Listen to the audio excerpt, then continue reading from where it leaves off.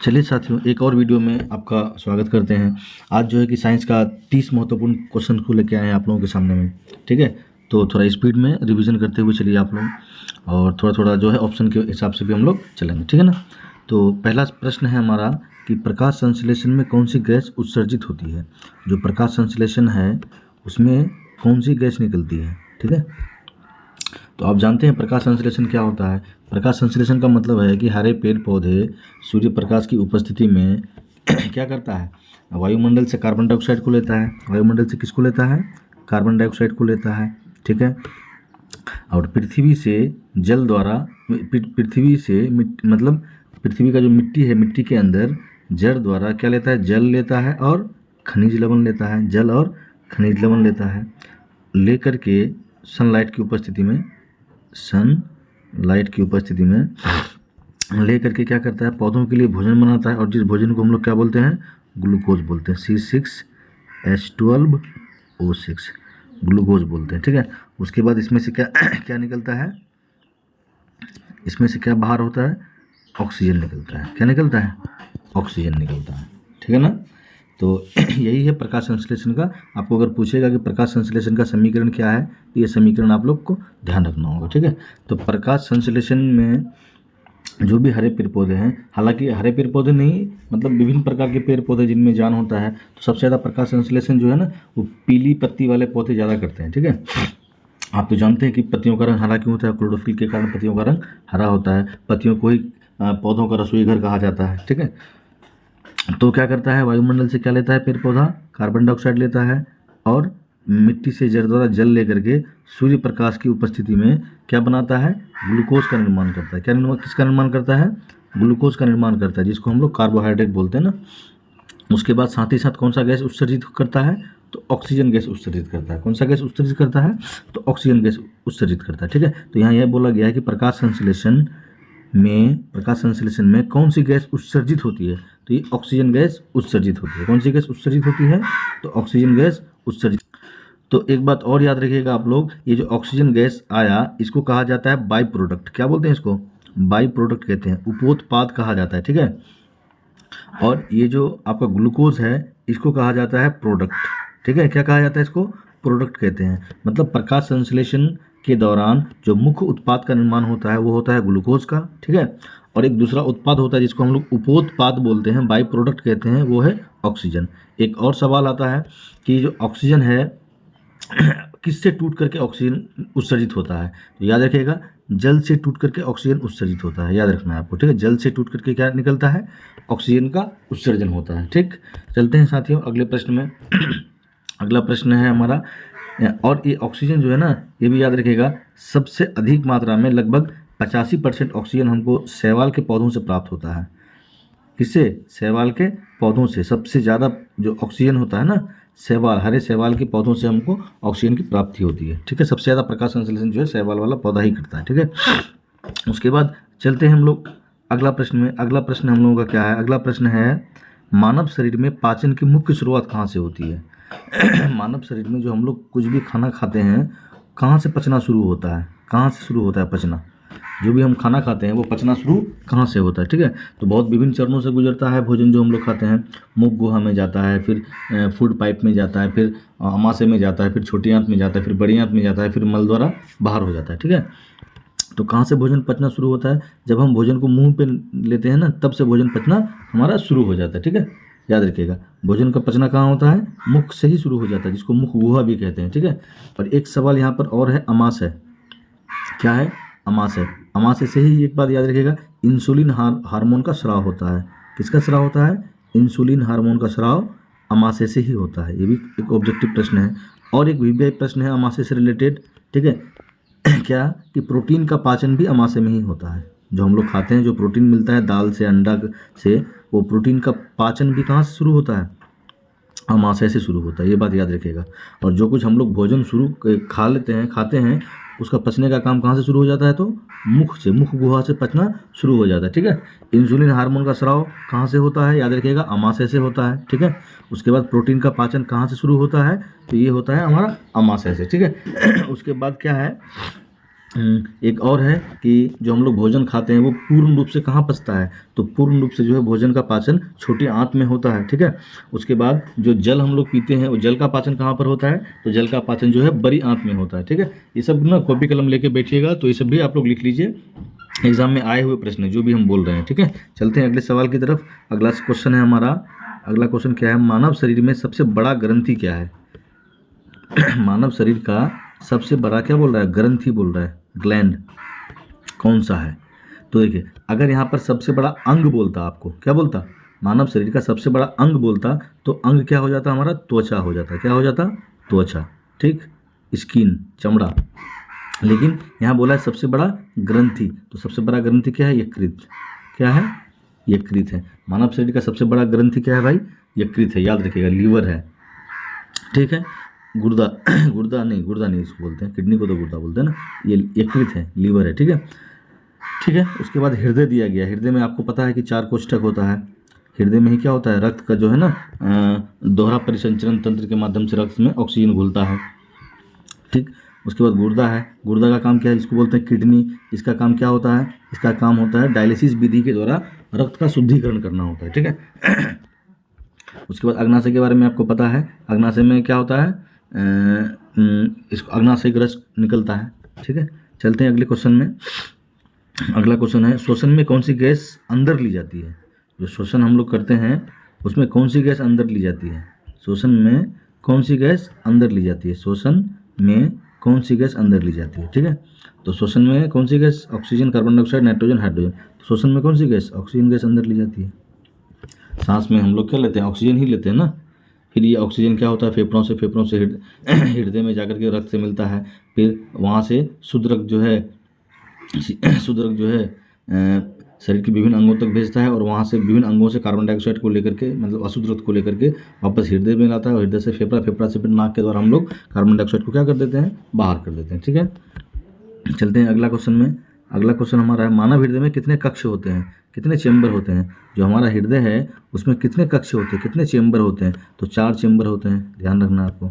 मानव हृदय जो हमारा है 4 कष्ठीय होता है, 4 कोष्ठीय होता है, ठीक है, 4 चेंबर होता है इसमें। चलते हैं अगला क्वेश्चन में। अगला क्वेश्चन है, सिंपल सा क्वेश्चन है, H2O, H2O का केमिकल नेम क्या है, रासायनिक नाम क्या है। तो H2O जानते हैं ना, जल को कहते हैं हम लोग, इसको कहा जाता है, जल को कहते हैं, ठीक है। अमोनिया का ऐसे ही होता है, NH3 होता है, NH3 होता है। मीथेन जानते हैं आप, सबसे सरलतम हाइड्रोकार्बन है, CH4 होता है इसका, ठीक है। उसके बाद क्या दिया हुआ है, हाइड्रोजन डाइऑक्साइड, वही, अच्छा, हाइड्रोजन डाइऑक्साइड ना, ओ ये होगा इसका आंसर, क्या होगा, ये जो रासायनिक नाम है हाइड्रोजन डाइऑक्साइड है, ठीक है। ये सूत्र है जल का, जल का क्या है, ये सूत्र है, लेकिन बोल रहा है कि रासायनिक नाम क्या है, तो रासायनिक नाम क्या है, हाइड्रोजन डाइऑक्साइड है, ठीक है।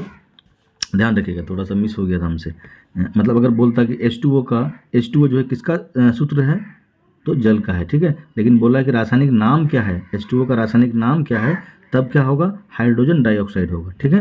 चल ठीक है, चलते हैं अगले सवाल में। अगला क्वेश्चन है हमारा, NaCl को सामान्यतः क्या कहते हैं। जो NaCl है, साधारण नमक बोलते हैं ना इसको, सामान्यतः क्या कहा जाता है इसको, तो साधारण नमक है, साधारण नमक का ये केमिकल फॉर्मूला है, ठीक है। चलता है अगला प्रश्न में। अगला प्रश्न हम लोग का 8 नंबर प्रश्न है, एसिड का स्वाद कैसा होता है। एसिड मैंने जानते हैं ना आप लोग, क्या होता है, अम्ल, अम्ल का स्वाद कैसा होता है, तो अम्ल का स्वाद कैसा होता है, खट्टा होता है, कैसा होता है, अम्ल का स्वाद खट्टा होता है। और क्षारक का स्वाद कैसा होता है, कड़वा होता है, ठीक है। और अम्ल के बारे में याद रखिएगा, अम्ल में क्या करता है, नीला को लाल करता है, ठीक है, नीला लिटमस पत्र को क्या कर देता है, लाल करता है, नीला को क्या बना देता है, ये लाल बना देता है। नीला लिटमस पत्र पर क्या प्रभाव डालता है, लाल कर देता है। तो अम्ल के बारे में याद रखिएगा कि अम्ल का लास्ट में क्या है, लौ है ना, लास्ट में अम्ल में अगर अम्ल हम लिखेंगे तो क्या लास्ट में आता है, लौ, और लौ से ही क्या हो जाता है हमारा, लाल, ध्यान रखिएगा आप लोग, ठीक है ना। तो अम्ल क्या बना देता है, लाल कर देता है, नीले लिटमस पत्र को लाल कर देता है, और क्षारक क्या करता है, लाल को नीला कर देता है, ठीक है। और अम्ल के बारे में आप जानते हैं, अम्ल जो है जल में घुल करके क्या देता है, हाइड्रोजन आयन देता है। कौन सा आयन देता है, हाइड्रोजन आयन देता है। इसीलिए जो जल है ना, विद्युत का चालन कर पाता है, ठीक है। और एक और याद रखिएगा, अम्ल जो है कुछ अम्ल जो है काफ़ी प्रबल होता है, और कुछ अम्ल जो है काफ़ी दुर्बल होता है। प्रबल और दुर्बल का मतलब हुआ, कुछ अम्ल जो है ना काफ़ी अधिक संख्या में हाइड्रोजन आयन देता है, लेकिन कुछ अम्ल जो है काफ़ी कम संख्या में हाइड्रोजन आयन देता है जल में घुल करके। ठीक है, तो प्रबल अम्ल में क्या हो जाएगा आपका H2SO4 हो जाएगा, जिसको हम लोग तेजाब बोलते हैं ना, H2SO4, ठीक है। उसके बाद HCl, HCl, उसके बाद HNO3, ठीक है।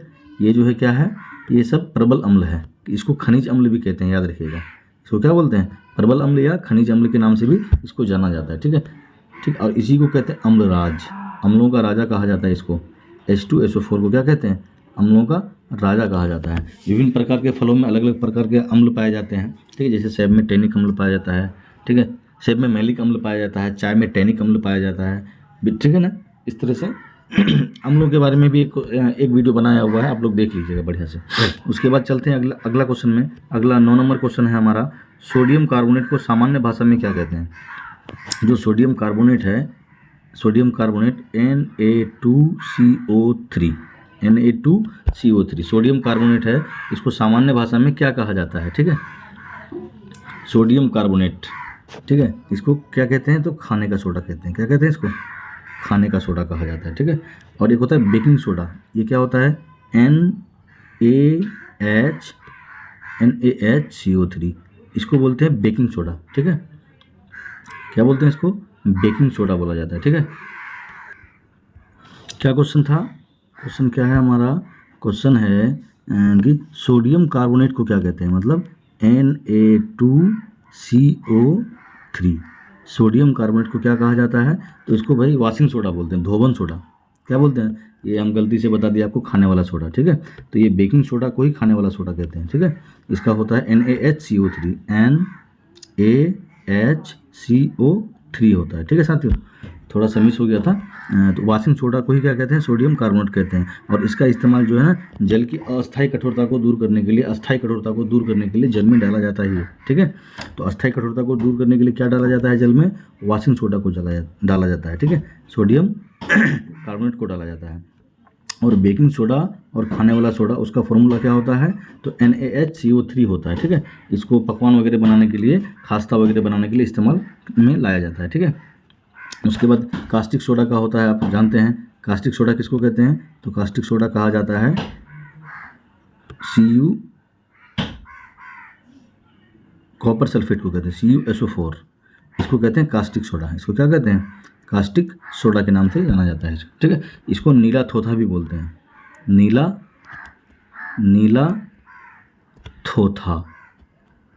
थोथा भी कहा जाता है इसको। ठीक है साथियों, चलते हैं अगला क्वेश्चन में। अगला क्वेश्चन है हम लोगों का, मीथेन किस वर्ग का यौगिक है।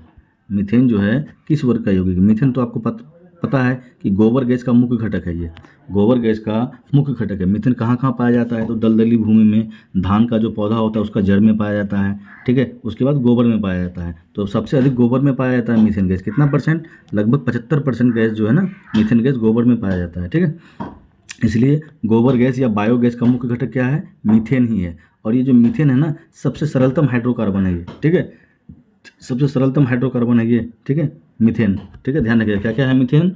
मीथेन जो है सबसे सरलतम हाइड्रोकार्बन है। उसके बाद क्या है मीथेन के बारे में, कि ये गोबर गैस या बायोगैस का मुख्य घटक है। कहाँ पाया जाता है, तो दलदली भूमि में, धान का पौधा का जड़ में पाया जाता है ये। ठीक है, ध्यान रखिएगा। और ये जो है ना, एल्केन समूह का सबसे सरलतम यौगिक है या हाइड्रोकार्बन है। ठीक है, एल्केन समूह का, किसका, एल्केन समूह का। ठीक है, चलते हैं अगले क्वेश्चन में।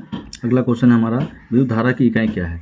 आप लोग जानते हैं विद्युत धारा क्या होता है। विद्युत धारा किसको कहते हैं, विद्युत धारा किसी तार से होकर के आवेशों का प्रवाह होना ही क्या कहलाता है, विद्युत धारा कहते हैं। ठीक है, I = Q/T होता है। तो विद्युत धारा का मात्रक क्या होता है भाई, एम्पियर होता है। क्या होता है, 1 एम्पियर होता है। तो यहीं से 1 एम्पियर का परिभाषा आपका निकल के आ जाएगा, 1 कूलम बटे 1 सेकंड। 1 कूलम बटे क्या हो जाएगा, 1 सेकंड। मतलब अगर किसी तार में से 1 सेकंड में 1 कूलम आवेश बह रहा है, तो हम कहेंगे कि उस तार में जो है कितना धारा बह रहा है, तो 1 एम्पियर की धारा बह रही है। ठीक है, ध्यान रखिएगा। कभी कभी ऐसा भी पूछ देता है कि 1 एम्पियर बराबर क्या होगा, तो याद रखिएगा 1 कूलम बटे 1 सेकंड होगा। ठीक है, ध्यान रखिएगा आपको। और वाट जो है किसका, जानते हैं आप, शक्ति का मात्रक क्या होता है, वाट होता है। ओम किसका मात्रक होता है, प्रतिरोध का मात्रक होता है। और ओम मीटर जो है प्रतिरोधक का मात्रक होता है। प्रतिरोधक बोलेगा तो ओम मीटर, विशिष्ट प्रतिरोध का भी मात्रक क्या होता है आपका, ओम मीटर ही होता है। और ये वोल्ट जो है विद्युत विभव या विद्युत विभवांतर का मात्रक होता है वोल्ट। ठीक है, इन सारी बातों को ना आप लोग कॉपी में लिखते हुए चलिएगा ना, तो बड़ी आसानी से आपको याद भी हो जाएगा। ठीक है, चलते हैं हम लोग अगला प्रश्न में। अगला प्रश्न हम लोगों का क्या है, प्रश्न नंबर 12 है। क्या है प्रश्न, दर्पण में बना प्रतिबिंब उल्टा और छोटा कब होगा। उल्टा, ठीक है, दर्पण में बना प्रतिबिंब उल्टा और छोटा कब होगा। ठीक है, अवतल दर्पण अनंत पर रखेंगे, उत्तल दर्पण में, समतल दर्पण में। समतल दर्पण में ना उल्टा नहीं बनता है। ठीक है, ये तो होगा नहीं। उत्तल दर्पण में लेकिन कहाँ रखेंगे ये बताया ही नहीं है वो। ठीक है, तो दर्पण में बना प्रतिबिंब उल्टा और छोटा कब होगा, जब हम लोग अनंत पर किसी वस्तु को रखेंगे तो ठीक है, तो उसका जो बनेगा ना किस पर बनेगा, वक्रता केंद्र और मुख्य फोकस के बीच में बनेगा। ठीक है, और वो कैसा होगा, उल्टा होगा, छोटा होगा। ठीक है, ध्यान रखिएगा आप लोग ना। अवतल दर्पण में 6 जगह वस्तुओं को रखा जाता है और उसका प्रतिबिंब भी 6 जगह ही बनता है। सी पर रखते हैं तो सी पर ही बनता है। ठीक है, चलते हैं अगला प्रश्न में। अगला प्रश्न जो है हमारा अगला, धारा मापने के लिए किस यंत्र का इस्तेमाल करते हैं।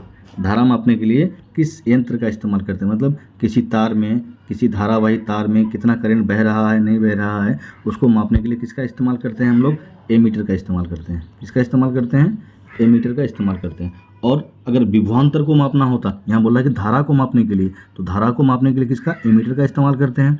अगर विभवांतर को मापना होता तब वोल्ट मीटर का इस्तेमाल करते हैं। ठीक है, किन्हीं परिपथ में दो बिंदुओं के बीच अगर विभवांतर को मापना है, वोल्टेज को मापना है, तो वोल्ट मीटर का इस्तेमाल करेंगे। ठीक है, विभवांतर को मापने के लिए वोल्ट मीटर और धारा को मापने के लिए ए मीटर। ठीक है, उसके बाद गैल्वेनोमीटर है, मतलब वो बताता है कि किसी तार में धारा उपस्थित है या नहीं, धारा की उपस्थिति को बताता है गैल्वेनोमीटर। ठीक है, पोटेंशियोमीटर भी कह सकते हैं, धारा को मापने के लिए किसका इस्तेमाल करते हैं, पोटेंशियोमीटर भी हम लोग बोल सकते हैं उसको, क्योंकि TRE 1 में जो BPSC का एग्जाम हुआ था उसमें पूछा गया था। ठीक है ना। चलिए अगला प्रश्न में चलते हैं। अगला प्रश्न है, चुंबक के समान ध्रुवों में क्या होता है। तो आप जानते हैं ना, जो चुंबक है वो समान ध्रुवों में क्या होता है, तो समान ध्रुव एक दूसरे से चिपकता है कभी, क्या नहीं चिपकता है। तो क्या होता है, समान ध्रुवों में विकर्षण होता है, रिपल्सन होता है। क्या होता है, इंग्लिश में बोलते हैं रिपल्सन, विकर्षण होता है। ठीक है, और असमान ध्रुवों में क्या होता है, उसका आकर्षण होता है। आप जानते हैं ना, एक चुंबक अगर है तो चुंबक में क्या होता है, 2 पोल होता है, एक नॉर्थ और एक साउथ। ठीक है, तो साउथ जो है ना, एक और चुंबक ले लेते हैं हम, एक और चुंबक ले लेते हैं, नॉर्थ और साउथ। अब इसको जब ना, इसको इन दोनों को जब आप बगल में लाइएगा ना, तो नॉर्थ साउथ वाला जो है ना चिपक जाएगा। ठीक है, क्योंकि ये क्या है, उल्टा ध्रुव है और समान ध्रुव है तो चिपक जाएगा। ठीक है, लेकिन अगर समान ध्रुव, इसको साउथ वाला को अगर हम साउथ के साथ जोड़ेंगे तो ये नहीं चिपकेगा, एक दूसरे को क्या करेगा, दूर धकेलेगा। इसी को बोलते हैं विकर्षण करना या प्रतिकर्षित करना। ठीक है, ठीक है, चलते हैं अगला क्वेश्चन में। अगला क्वेश्चन 15 नंबर क्वेश्चन है हमारा, बल्ब में फिलामेंट किस धातु की बनी होती है। जो हमारा विद्युत बल्ब होता है, इसका खोज कौन किया था, बताइए कमेंट करके आप लोग, जो बल्ब का खोज किसने किया था। ठीक है, यहाँ पे हमारा क्वेश्चन है, बल्ब में फिलामेंट किस धातु का बना होता है। तो जो बल्ब का फिलामेंट होता है ना, वो किसका बना होता है, टंगस्टन का बना होता है। किसका बना होता है, टंगस्टन का बना होता है। इसका प्रतिरोध बहुत उच्च होता है। प्रतिरोध कितना होता है, काफ़ी उच्च होता है। ठीक है, और गलनांक भी उच्च होता है। प्रतिरोध भी ज़्यादा होता है और गलनांक भी क्या होता है, ज़्यादा, लगभग 3300-3400 के आसपास इसका ना, 3400 डिग्री सेल्सियस के आसपास इसका गलनांक होता है, याद रखिएगा आप लोग। इसीलिए ये क्या होता है ना, जल करके रोशनी कर देता है, चारों तरफ प्रकाशित हो जाता है, जबकि ये टूटता नहीं है। ठीक है, गलनांक अधिक होने के कारण ये टूट करके गिरता नहीं है, बल्कि जल करके क्या देता है, हमको रोशनी देता है। ठीक है, तो बल्ब का फिलामेंट किसका बना होता है, फिलामेंट तंतु किसका बना होता है, तो टंगस्टन का बना होता है। ठीक है, चलता है अगला क्वेश्चन क्या है हमारा, देखते हैं। अगला प्रश्न जो है, पाचन तंत्र में प्रोटीन का पाचन। देखिए पहला क्वेश्चन में ऊपर आया हुआ था क्वेश्चन, इसमें आपको हम बताए थे, ऊपर में एक क्वेश्चन था, आपको बताए थे कि प्रोटीन का पाचन कहाँ पर होता है। ठीक है, प्रोटीन का पाचन कहाँ पर होता है, आपको हम बताए थे अमाशय में। क्या होता है, प्रोटीन का पाचन अमाशय में ही होता है, और अमाशय से ही इंसुलिन हार्मोन का स्राव होता है। ठीक है, और अमाशय में क्या होता है, हाइड्रोक्लोरिक अम्ल होता है। ठीक है, जो कुछ भी हम लोग खाते हैं, अगर उसके साथ ना जीवाणु वगैरह आ जाता है ना, तो हाइड्रोक्लोरिक अम्ल उसको ढूंढ के क्या कर देता है, मार देता है। और हमारे अमाशय में अगर हाइड्रोक्लोरिक अम्ल की अधिकता हो जाएगी ना, तो हमको एसिडिटी हो जाएगा। क्या हो जाएगा, एसिडिटी हो जाएगा। तो प्रोटीन का पाचन कहाँ होता है, अमाशय में होता है। ठीक है, और आपको बताए थे लघु आंत मतलब छोटी आंत में क्या होता है, भोजन का पूर्ण पाचन होता है। जो कुछ भी हम लोग खाते हैं ना भोजन का, वैसे तो भोजन पचना शुरू हो जाता है मुख से ही, ठीक है, लेकिन भोजन का पूर्ण पाचन कहाँ होता है, पूरी तरह से भोजन पच जाता है। कहाँ पर पूरी तरह से पच जाता है, तो छोटी आंत में पच जाता है। और जल कहाँ पचता है, तो जल जो है हमारा बड़ी आंत में पचता है। कहाँ पर पचता है, बड़ी आंत में जल का पाचन होता है, ठीक है, ध्यान रखिएगा। भोजन का पूर्ण पाचन कहाँ होता है, मतलब कंप्लीट रूप से भोजन पच जाता है, वो छोटी आंत में, जिसको लघु आंत बोलते हैं। जल कहाँ पचता है, तो बड़ी आंत में पचता है, ठीक है। ऐसे अगर बोले कि भोजन का पचना कहाँ से शुरू होता है, तो पचना जो शुरू होता है ना भोजन का, ये शुरू हो जाता है यहीं से, मुख गुहा से, ठीक है। भोजन का पचना कहाँ से शुरू हो जाएगा, मुख से, मुख गुहा से पचना शुरू हो जाएगा।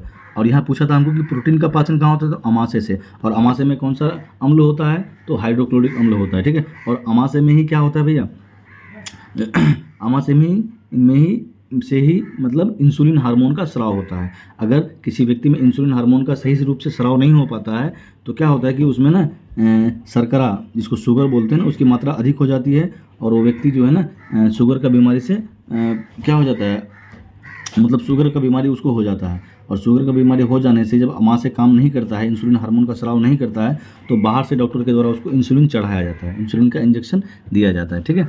तो ये भी याद रखिएगा कि इंसुलिन की कमी से कौन सा रोग होता है, तो शुगर का रोग होता है। किसका रोग होता है, शुगर का रोग होता है, ठीक है। चलते हैं अगला प्रश्न में। जो अगला प्रश्न हमारा है 17 नंबर प्रश्न है, 30 प्रश्नों का सीरीज है साथियों। तो अगला 17 नंबर प्रश्न है, लाल रक्त कणिकाएं आरबीसी किसके द्वारा नष्ट होती है। देखिए रक्त के बारे में एक कंप्लीट वीडियो इसी चैनल में डाला गया है, ठीक है, आप लोग देख लीजिए। तो रक्त का एक भी सवाल आप किसी भी एग्जाम में नहीं छोड़िएगा, सभी सवाल को सॉल्व करके आइएगा। तो रक्त का एक जो है ना कंप्लीट सीरीज डाला गया है इसी चैनल में, देख लीजिए आप लोग जाकर के, प्लेलिस्ट में जाकर के देख लीजिए, रक्त के बारे में कंप्लीट सीरीज है, ठीक है। तो देखिए आरबीसी जो हमारा कहाँ नष्ट होता है, देखिए प्लीहा को ना आरबीसी का कब्रगाह कहते हैं। प्लीहा को क्या कहते हैं, आरबीसी का कब्रगाह कहते हैं। स्प्लीन, तिल्ली जिसको हम लोग बोलते हैं ना, आम भाषा में क्या बोलते हैं, तिल्ली, जिसको आरबीसी का क्या कहते हैं, कब्रगाह कहा जाता है। यकृत में भी होता है थोड़ा थोड़ा, लेकिन सबसे मेन जो है कौन है, प्लीहा है, जिसमें क्या होता है कि आरबीसी जाके नष्ट हो जाता है, ठीक है। और इसको आरबीसी का क्या कहते हैं, कब्रगाह कहते हैं। और एक बात याद रखना है, यकृत में जो भ्रूण अवस्था में बच्चा होता है ना, भ्रूण अवस्था में जो माँ के गर्भ में ही रहता है, वहाँ पर जो उस बच्चा का जो जो बच्चा माँ के गर्भ में ही रहता है, उस अवस्था में उसको, उस अवस्था को कहते हैं भ्रूण अवस्था। तो भ्रूण अवस्था में बच्चों में ना जो है ना क्या होता है, आरबीसी का निर्माण जो है ना यही होता है आपका यकृत में, लीवर में आरबीसी का निर्माण होता है। किस अवस्था में, भ्रूण अवस्था में होता है, याद रखिएगा, ठीक है।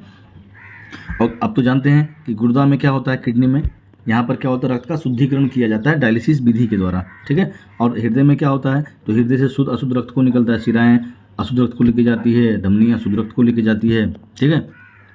तो ये हृदय में दोहरा परिसंचरण तंत्र होता है, ठीक है। और फेफड़ा में तो वही ऑक्सीजन वगैरह मिलता है जाके, जो सांस हम लोग लेते हैं।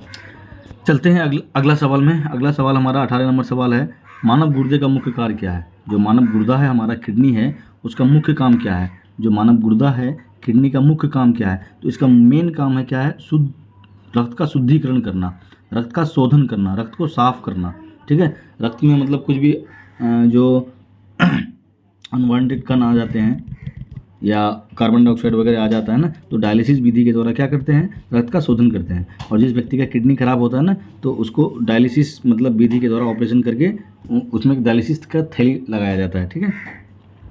हाँ चलते हैं अगला सवाल में। अगला सवाल है 19 नंबर सवाल, 30 क्वेश्चन है साथियों।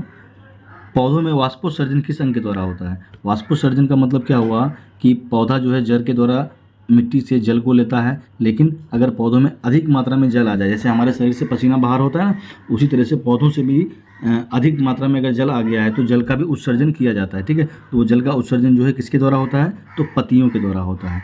पौधों में एक्स्ट्रा अगर जल आ जाता है ना, उसको बाहर किया जाता है। जैसे हमारे शरीर में से पसीना बाहर होता है ना, तो उसी तरह से पौधों में भी पसीना बाहर होता है, वो किसके द्वारा होता है भाई, पत्तियों के द्वारा। और पत्तियों को ही क्या कहा जाता है, पौधों का रसोई घर कहा जाता है, क्योंकि कार्बन डाइऑक्साइड पत्तियाँ ही करती है। ये जरूरी नहीं कि पत्तियाँ ही करती है, कुछ जो है पौधों में तना भी ये प्रकाश संश्लेषण करता है, ठीक है। चलिए अगला प्रश्न देखते हैं हम लोग। अगला प्रश्न क्या कह रहा है, अगला प्रश्न है मलेरिया रोग जो है किससे फैलता है। मलेरिया रोग किससे फैलता है। जो मलेरिया रोग है, सिंपल सा क्वेश्चन है ये, मलेरिया रोग किससे फैलता है, तो मादा एनाफिलीज मच्छर के काटने से क्या होता है, हमको मलेरिया फैल जाता है, ठीक है। मादा एनाफिलीज मच्छर के काटने से मलेरिया हो जाता है। और कवक के कारण क्या होता है, तो कवक के कारण हम लोग जानते हैं कि जो दांत खाद खुजली हो जाता है मतलब बाल गुड़ना हो जाता है, ये किसके कारण होता है? कवक के कारण होता है, जिसको हम लोग काई बोलते हैं। वायरस के कारण क्या होता है? वायरस के कारण गाल फुल्ला का बीमारी हो जाता है, जिसको गलचुआ बोलते हैं। और क्या होता है? वायरस के कारण पोलियो हो जाता है। ठीक है, चलिए अगला प्रश्न को देखते हैं हम लोग। 21 नंबर प्रश्न है हमारा। 21 नंबर प्रश्न क्या कहता है कि HCl किस प्रकार का यौगिक है? जो HCl है, हाइड्रोक्लोरिक अम्ल, हमारे आमाशय में कौन सा अम्ल होता है? हाइड्रोक्लोरिक अम्ल होता है। ठीक है, ये कैसा यौगिक है? ठीक है, ये अम्ल है, क्षार है, अम्ल है, क्षार है, लवण है या क्षारक है? तो क्या है ये? HCl अम्ल है। इसको जल में देखिए, जिसमें भी H लगा हुआ रहेगा ना, वो क्या हो जाएगा? हमारा अम्ल हो जाएगा। H आयन जिसमें भी रहेगा वो क्या हो जाएगा? हमारा अम्ल हो जाएगा। ठीक है, चलिए चलते हैं अगला सवाल में। अगला क्वेश्चन हम लोग का क्या है कि CaOH का होल 2, CaOH का होल 2 मतलब कैल्शियम हाइड्रोक्साइड को क्या कहते हैं? तो कैल्शियम हाइड्रोक्साइड को क्या कहते हैं? इसको बुझा हुआ चूना कहते हैं। और CaO को क्या कहते हैं? बिना बुझा हुआ चूना कहते हैं। ठीक है, दीवारों को सफ़ेदी करने में इसी का इस्तेमाल करते हैं, कैल्शियम ऑक्साइड का इस्तेमाल करते हैं। ठीक है, और इसमें ही जब हम लोग जल मिला देंगे ना, H2O को मिला देंगे, तब किसका निर्माण हो जाता है? तब हमारा कैल्शियम हाइड्रोक्साइड का निर्माण हो जाता है। मतलब कैल्शियम ऑक्साइड में जल मिला देने से कैल्शियम हाइड्रोक्साइड का निर्माण होता है। ठीक है, और इसको हम लोग कहते हैं शुष्क बुझा हुआ चूना बोलते हैं। ठीक है, याद रखिएगा, कैल्शियम हाइड्रोक्साइड को क्या बोलते हैं? बुझा हुआ चूना बोलते हैं। और यही कैल्शियम हाइड्रोक्साइड जो है ना, कार्बन डाइऑक्साइड से अभिक्रिया करके जब दीवारों को हम लोग सफ़ेदी करते हैं ना, पेंट करते हैं सफ़ेद रंग का, तो इसका इस्तेमाल होता है। ठीक है, दीवार को सफ़ेदी करने में किसका इस्तेमाल होता है? कैल्शियम ऑक्साइड का इस्तेमाल होता है। अब यही कैल्शियम ऑक्साइड में जब हम पानी मिला देते हैं तब क्या बन जाता है? कैल्शियम हाइड्रोक्साइड बन जाता है। और यही कैल्शियम हाइड्रोक्साइड जो है वायुमंडल में मौजूद कार्बन डाइऑक्साइड से क्रिया करके क्या बना देता है? तो कैल्शियम कार्बोनेट बना देता है, CaCO3 बना देता है। ठीक है, इसलिए देखते हैं ना, जिस समय हम लोग दीवार को सफ़ेद रंग का पेंट करते हैं उस समय चमक नहीं आता है, कुछ देर बाद, घंटा 2 घंटा, 2 दिन 3 दिन के बाद उसमें ना खूब चमक आ जाता है। ठीक है, क्यों आता है? क्योंकि संगमरमर का निर्माण हो जाता है। ठीक है, इसलिए उसमें चमक आ जाता है। ठीक है ना, ध्यान रखिएगा आप लोग। चलते हैं अगला क्वेश्चन में। अगला क्वेश्चन हम लोग का 23 नंबर क्वेश्चन है। ब्लीचिंग पाउडर का सामान्य सूत्र क्या है? जो ब्लीचिंग पाउडर है उसका सामान्य सूत्र क्या होता है? तो ब्लीचिंग पाउडर, ठीक है, इसका सामान्य सूत्र कैल्शियम ऑक्सीक्लोराइड। ठीक है, कैल्शियम ऑक्सीक्लोराइड होता है ब्लीचिंग पाउडर का। ठीक है ना, ये तो कैल्शियम कार्बोनेट है, इसको संगमरमर का सूत्र होता है। ये किसका होता है? संगमरमर का सूत्र होता है। ये जो अंडा का कवच है ना, कवच, उसमें ही क्या पाया जाता है? कैल्शियम कार्बोनेट पाया जाता है। सोडियम कार्बोनेट, इसको तो हम लोग धोवन सोडा कहते हैं। क्या कहते हैं? धोवन सोडा। ठीक है, वाशिंग सोडा का सूत्र होता है। NaCl, इसको साधारण नमक बोलते हैं। ठीक है ना, तो ब्लीचिंग पाउडर का क्या सूत्र हो जाएगा? CaOCl2, calcium oxychloride. चलते हैं अगला क्वेश्चन में। अगला क्वेश्चन क्या है कि C2H5OH, C2H5OH ये जो है क्या है? ठीक है, जब भी OH वाला रहेगा ना, ध्यान रखिएगा, जब भी OH जो फंक्शनल ग्रुप रहेगा OH वाला, तो हमेशा आपका ऑल वाला होगा। एथेनॉल, प्रोपेनॉल, पेंटेनॉल, हेक्सेनॉल, ठीक है, ब्यूटेनॉल, याद रखिएगा। OH जब भी रहेगा तो लास्ट में ऑल लगेगा। ठीक है ना, क्या लगेगा? ऑल। ठीक, चलते हैं अगला क्वेश्चन में। अगला क्वेश्चन हमारा है विद्युत अपघटन का उपयोग किस में किया जाता है? विद्युत अपघटन का उपयोग किस में किया जाता है? ठीक है, तो धातु का परिष्करण करने में। क्या करने में? धातु का परिष्करण करने में। मतलब जो भी धातु है उसमें कुछ अशुद्धियाँ हो जाती है ना, तो उसको अलग अलग प्रकार से शुद्ध किया जाता है। ठीक है, तो जो ज़्यादा अभिक्रियाशील धातु है ना, उसको विद्युत अपघटन के द्वारा ही साफ किया जाता है, शुद्ध किया जाता है। ठीक है, तो विद्युत परिष्करण करते हैं, मतलब धातुओं का शुद्धिकरण करते हैं। ठीक है, चलिए अगला प्रश्न को देखते हैं हम लोग। क्या है अगला प्रश्न? 26 नंबर प्रश्न है साथियों। ये सभी प्रश्न जो है ना किसी एग्जाम में, आपका डीएलएड का एग्जाम में आया हुआ प्रश्न है, तो इसलिए इसको हल्के में नहीं लीजिएगा आप लोग। ठीक है ना, किसी वस्तु का द्रव्यमान किस यंत्र से मापा जाता है? किसी वस्तु का द्रव्यमान जो है किस यंत्र से मापते हैं? तो द्रव्यमान को मापना है तो द्रव्यमान को तराजू से ही मापते हैं ना। वोल्ट मीटर से तो विभवांतर को मापते हैं, थर्मामीटर से तो बुखार वगैरह को मापते हैं, तापमान को मापा जाता है। ठीक है ना, तो द्रव्यमान को किससे मापते हैं? तराजू से मापते हैं। 27 नंबर प्रश्न, बैरोमीटर से हवा को मापते हैं, हवा का तीव्रता, हवा की गति को मापते हैं बैरोमीटर से। ठीक है, अगला है हमारा बल की इकाई क्या है? तो बल का इकाई क्या है? बल का इकाई सिंपल सा सवाल है, न्यूटन है। क्या है बल का इकाई? न्यूटन है। ऊर्जा का ये इकाई है जूल। ठीक है, शक्ति का इकाई है। ठीक है, ध्वनि किस माध्यम में सबसे तेज चलती है? आपको पिछला वीडियो में हम बताए थे कि ध्वनि जो है ना, सॉलिड, लिक्विड और गैस, सबसे तेज किस में चलती है? सॉलिड में चलती है ध्वनि। ठीक है, सबसे सॉलिड मतलब ठोस, सबसे तेज किस में चलती है? ठोस में चलती है। 29 नंबर प्रश्न की क्या है 29 नंबर प्रश्न। 29 नंबर प्रश्न है, परावर्तन के नियम का पालन कौन सा दर्पण करता है। जो परावर्तन का नियम है उसका पालन, प्रकाश के परावर्तन के बारे में आप लोग पढ़े होंगे, ठीक है। प्रकाश के परावर्तन का मतलब होता है क्या कि प्रकाश का किसी सतह से टकरा करके फिर उस दिशा में ही वापस लौट जाना प्रकाश का परावर्तन कहलाता है। प्रकाश के परावर्तन के कारण ही हम किसी भी वस्तुओं को देख पाते हैं, ठीक है ना। तो परावर्तन के नियम का जितना भी प्रकार का दर्पण है सब लोग पालन करता है, ठीक है। तो इसका आंसर क्या हो जाएगा, उपरोक्त में से सभी हो जाएगा, ठीक है। चलते हैं अंतिम प्रश्न में। आज का जो सेशन है उसका अंतिम प्रश्न है हमारा। क्या है अंतिम प्रश्न, विद्युत शक्ति का एसआई यूनिट क्या होता है। तो विद्युत शक्ति का एसआई यूनिट क्या होता है, तो विद्युत शक्ति का क्या होता है, वाट। क्या होता है, अगर यहाँ पूछता कि विद्युत शक्ति का एसआई यूनिट ना पूछ के पूछता व्यापारिक मात्रक क्या होता है, तो किलोवाट घंटा, KWH, किलोवाट घंटा होता है, ठीक है। विद्युत शक्ति का बड़ा मात्रक कहे या व्यापारिक मात्रक कहे तो वो क्या होता है, किलोवाट घंटा होता है, ठीक है। ठीक है, ध्यान रखिएगा। और एक हॉर्स पावर बराबर क्या होता है ये भी याद रखिएगा। एक हॉर्स पावर बराबर होता है 746 वाट, ये भी याद रखिएगा। एक हॉर्स पावर बराबर क्या होता है, 746 वाट होता है, ठीक है ना। और 1 किलोवाट बराबर क्या होता है, 1 KWH बराबर क्या होता है, 1 KWH बराबर क्या होता है आपका 1000 वाट होता है। कितना वाट होता है, 1000 वाट होता है, ठीक है साथियों।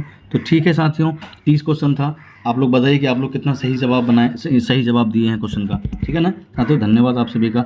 आप सभी का एग्ज़ाम बेहतर हो, अच्छे से आप लोग एग्ज़ाम दीजिए और एक सरकारी सीट लेकर के DLED कंप्लीट कीजिए, उसके बाद जल्दी जल्दी शिक्षक बनिए, ठीक है।